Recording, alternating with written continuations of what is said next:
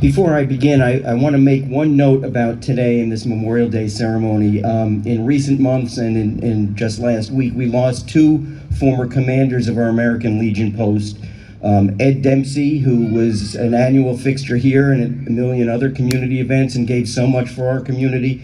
And just last week, Joe Murphy passed away, who also served our community in many ways. And they both served our country. Ed in the Army Air Force, Joe in the Marines, and then in the Navy. And but they served Rye, and their presence is missed. So may they also be in our thoughts with everybody else that we're thinking about today. They were important people to all of us here.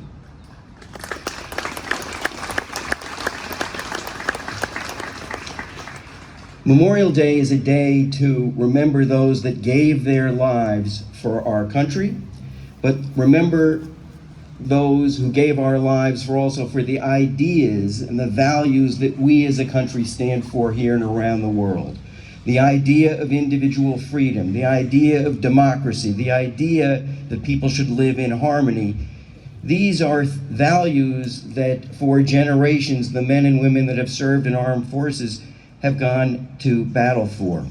But in recent years around the world, we've seen democracies falter. We've seen the idea that democracy maybe isn't really the way to go and that human freedom isn't really respected. And so for all those who gave their lives in that cause for this country and for those around the world, this year, we have a reminder that they did not die in vain and the values they stand for are still respected.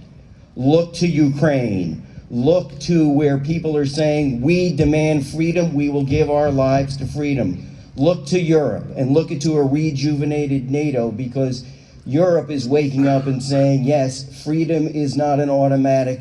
We have to fight for it. We have to organize for it. Look around the world, and we can feel the affirmation of the values of the men and women that gave their lives for this country and for those ideals.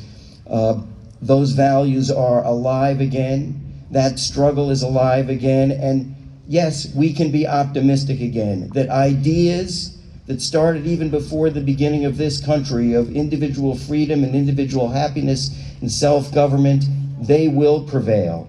And we should be encouraged by what we see around the world, but we know that we will have to fight for these things with our neighbors around the world and with the men and women that so generously sacrifice in the armed services today. They line up, they volunteer, they believe in those values. It's not just service of country, it's service for ideas that we care so much about.